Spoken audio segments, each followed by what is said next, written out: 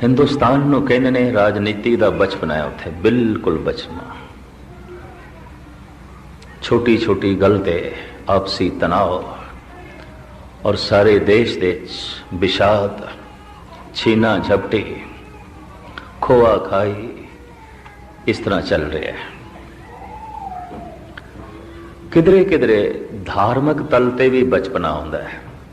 माथे तिलक हथ माला बाना, लोगन राम खिलौना जाना।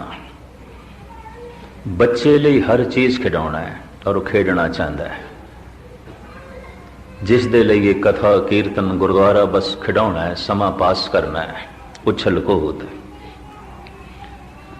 एवें समा पास करने लिए आ गए। धार्मिक जीवन होवेगा इस दे कोल, पर अजे बच्चा है। लोगन राम खिलौना जाना। किधरे किधरे कोई धार्मिक तल ते बालग हो गया होंदा है, सोच विचार चल पई होंदी है। किधरे किधरे धार्मिक तल ते बड़ी बुजुर्गी होंदी है, सकून होंदा है, ठहराव होंदा है, गहराई होंदी है, आनंद होंदा है, समाधि होंदी है। तो मैं अर्ज करा, हू बहू जो नियम शरीर ते लागू है, बचपना जवानी वृद्धावस्था, वो जिंदगी दे हर धारा दे उत्ते लागू है। जदों कोई धारा पहाड़ दे चों निकलदी है, झरना निकलदा है, उसका बचपना है। जदों किधरे पहाड़ां नूं छोड़ के मैदानी इलाके च आउंदा है ते थोड़ा जिहा ठहराव आउंदा है, ये ओदा बालग होना है। अगां चल के जद गहराई वधदी है, पाठ वधदा है उसका, ये उसकी बुजुर्गी होंदी है। धर्म की दुनिया च भी ऐसा होंदा है कि शुरुआत विच उथलापन होंदा है, बहुत गहराई नहीं आउंदी। ठीक है, नितनेम कर रहा है, गुरुद्वारे आ रहा है, पर निक्की निक्की गल ते जिवें बच्चे छीना झपटी करते हैं, इस तरह झगड़ा राजनीतिक दुनिया च भी मिलता है, परिवारिक दुनिया च भी मिलता है, धार्मिक दुनिया च भी मिलता है। और जिथे है बचपना, बुजुर्गी नहीं है, ये बालग नहीं होए। बहाव बड़ा है, तेजी बड़ी है, गहराई नहीं है। तो धर्मखंड दे साहिब कहंदे ने, जिसने धार्मिक जिंदगी शुरू कर दी, पहचान यह है कि उदा खाना पीना, उठना बैठना, सोना जागना मर्यादा दे हो गया। पर धर्म सिर्फ इसे ते नहीं खड़ा कि किसी का खाना पीना मर्यादा च हो गया, उठना बैठना मर्यादा च हो गया, तो पहला पड़ाव है। अजे तो बहुत दूर है गल। ये ठीक है कि संजमी हो गया है, ये ठीक है कि ये कोल धर्म का पहरावा आ गया है, और ये ठीक है अमृत वेले उठन भी लग पे, बाणी पढ़न लग पे। सब कुछ करदे होया भी अजे गहराई नहीं है, अजे कोई रस नहीं है, अजे कोई सूझ भी नहीं है, समझ भी नहीं है। सब कुछ कर रहे हैं, कुछ भी समझ नहीं। ये धर्म की पहली स्टेज है। सारे धार्मिक कर्म कर रहे हैं, फिर भी धर्म की कोई समझ नहीं। और क्यों कर रहे हैं, पहुंचना किथे है, इसका भी कोई पता नहीं। उंज सारे धार्मिक कर्म कर रहे हैं। ये करीबन करीबन हर फिरके चाहता है। इस्लामी जगत विच नमाज पढ़ रहे हैं, वुजू साज रहे हैं, मुसल्ला विछा के सब कुछ कर रहे हैं, तस्बीह फेर रहे हैं, कुरान की तलावत कर रहे हैं, हज ते जा रहे हैं, रोजे रख रहे हैं। पर ये सब कुछ क्यों है, गहराई कुछ भी नहीं, उथलापन है।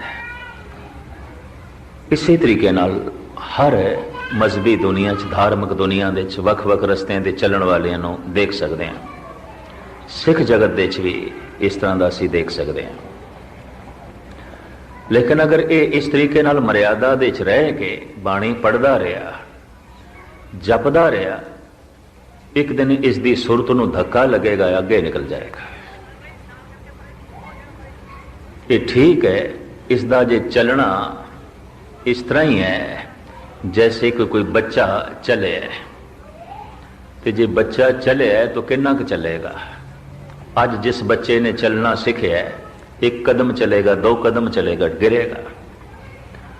नवीं नवीं जद किसी की धार्मिक दुनिया शुरू होती है, वो चलता भी है, डिगदा भी है, मिठा भी बोलता है, कौड़ा भी बोलता है। जद कौड़ा बोलता है तो डिगदा है। जद किसी दे गुणां दी सांझ बनांदा है तो चलता है, पर जद किसी दे अवगुण वेखदा है तो गिरदा है।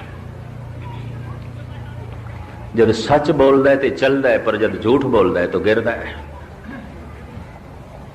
जद दया करके सेवा करता है तो चल पैंदा है, पर जद कठोरता नाल झगड़ पैंदा है तो गिर जाता है। ये चलना गिरना इस गल का सबूत है कि अजे ये हुणे ही हुणे इसने चलना सीखिया, लंबा नहीं चल सकता, चलता है गिरदा है, चलता है गिरदा है। बचपना है, ये धर्म का बचपना है। तो जिवें असीं शरीरक तल ते कई बच्चे देखते हैं, धार्मिक तल ते भी कई बच्चे देख सकते हैं। धार्मिक जीवन है इसदे कोल, पर बचपना है, बिल्कुल छोटापन है, लंबी चाल नहीं है, गहराई नहीं है, लंबी सोचनी नहीं है, दूरदृष्टि नहीं है। पर अगर इस तरह बच्चा चलता जाए तो एक दिन लंबियां वाटां भी तय कर लेंदा, फिर एक दिन ठीक उसनूं चलण दी जाच आ जाती है। अज इसने वाहिगुरू वाहिगुरू करना सीखिया, अज इसने बाणी पढ़ना सीखिया, गुरुद्वारे आना सीखिया। हो सकता है कल इसकी सुरत भी चलना सीख जाए, अगां चल पवे। और जद किसी का ध्यान, जद किसी की सुरत, जद किसी की जीवन चेतना धर्म खंड तो अगे लंघ के पहुंचती है ज्ञान खंड देश ते उसकी पहचान कराई है धन गुरु नानक देव जी महाराज ने। धर्म खंड का एहो धर्म, भाई धर्म खंड दी ते यही विचार है कि जैसे रातां ने रुतां ने थित है वार है, सब कुछ मर्यादा दे जमीन ते चल रहे है, और जमीन भी मर्यादा दे गर्दिश कर रही है। धर्मशाल है, मर्यादा दे है। धर्म तो मुराद धारण करना किसनों, मर्यादा नो, नियम नो। तो जद कोई मनुख अपना बोलना, उठना, बैठना, सोचना, समझना, देखना नियम दे कर लेंदा है, मर्यादा दे कर लेंदा है। मेरे बोल तो किसी नूं चोट ना लगे, अगर इसदे बोल तो किसी नूं चोट लग रही है, इहदा बोलना मर्यादा दे नहीं, इहदी ज़बान इसदे काबू च नहीं है। मेरे चलण तो किसी नूं चोट भी ना लगे, तो मेरे चलण दे नाल मैं किधरे गलत थां ते भी ना पहुंचा, अपने कदमां नूं संभाल के चले। और इसे तरीके दे नाल अपनी सोच नूं, अपनी बाकी क्रिया नूं, खाण नूं, पीण नूं, पहनण नूं, अगर जिसने सब कुछ मर्यादा विच कर लिया है, बस धर्म खंड दी इन्नी गल है। मर्यादा ते है पर इसको लजे रस नहीं है, चलते पे है, पहुंचे नहीं है, बस चल पे है। चलद्या दूजा पड़ाव आ जाता है, धर्म खंड का एहो धर्म, ज्ञान खंड का आखो कर्म। ज्ञान खंड की की कर्म व्याख्या की विशेषता है, उतों की की हालत है।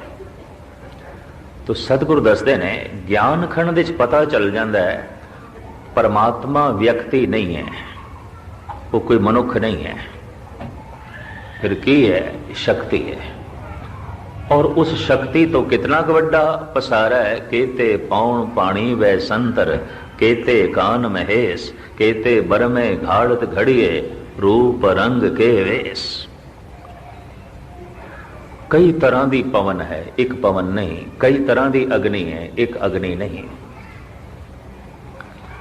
अग्नियां दे वख-वख नाम ने, जो साडे शरीर दे च है, इनू जठर अग्नि कहते हैं। जो सागर दे च है, उन्होंने बड़वा अगन कहते हैं। जो बनस्पति दे च है, इनू दावा अगन कहते हैं। लकड़ा दे अंदर सारे बनस्पति दे दावा अगन, साडे शरीर दे अंदर जिहड़ी अग्नि है, जठर अग्नि। इस अग करके ही शरीर जिंदा है। मरे हुए की की पहचान, हाथ पैर ठंडे पै गए, हाथ ठंडे ने जी, पैर ठंडे हो गए, मर गए। गर्मी नहीं रही, गर्माश नहीं रही, अग्नि नहीं रही। जठर अग्नि करके शरीर जिंदा है, तृष्णा अग्नि करके मन जिंदा है। मन दी अग्नि है तृष्णा, तन दी अग्नि है जठर। वनस्पति दे जिहड़ी अगन है दावा और सागर दे जिहड़ी अगन है बड़वा। साहिब कहंदे ने जैसे कोई जप करदे होया अपने आप नूं नियम दे च रखदे होया जीवन बतीत करे, एक दिन उसकी सुरत ज्ञान खंड दे च पहुंच जाती है। उन्होंने पता चलता है कई तरह की पवन है, एक नहीं, और कई तरह की अग्नि है, एक नहीं, कई तरह दी धरतियां ने, कोई एक धरती है, कई तरह के सूरज चंद तारे ने, कोई एक है, एक सूरज नहीं है। धन गुरु अर्जन देव जी महाराज ते साहब सुखमनी साहब दे कहते हैं कई कोट ससियर सूर निखत्र, कई करोड़ा सूरज ने अज विज्ञान ने तस्दीक कर दी है। ज्ञान खंड दे पहुंचदे ही उन्होंने पता चलता कई अवतार ने पृथ्वी दे आए ने, वख वख पृथ्वियां दे, कृष्ण जैसे राम जैसे, केते कान महेश, कान कृष्ण महेश शिव जी, शिव जी जैसे ध्यान साधक जोगीश्वर कई ने, कृष्ण जैसे आत्मज्ञानी कई ने। ये इन्हां महापुरुषों की निंदा नहीं, ऐसा ना समझ लेना। महाराज ये कह रहे हैं कि चूंकि उस परमात्मा का बहुत लंबा चौड़ा पसारा है, तो कितने ही कृष्ण ने, कितने ही राम ने, कितने ही बरमे ने, और कितने ही शिव जी ने, कई तरह दी देवियां ने, और कई महात्मा बुद्ध जैसे ध्यान साधना करने वाले ने, केते सिद्ध बुद्ध नाथ केते, गोरख जैसे कई नाथ ने, कोई एक है, कई देवियां ने, बहुत लंबा चौड़ा पसारा है। इस खंड दे पहुंचते हाँ परमात्मा नो मनुख व्यक्ति नहीं मनेगा, एकाग्रता बख्शनी शक्ति मनेगा। परमात्मा व्यक्ति नहीं है, मनुख नहीं है।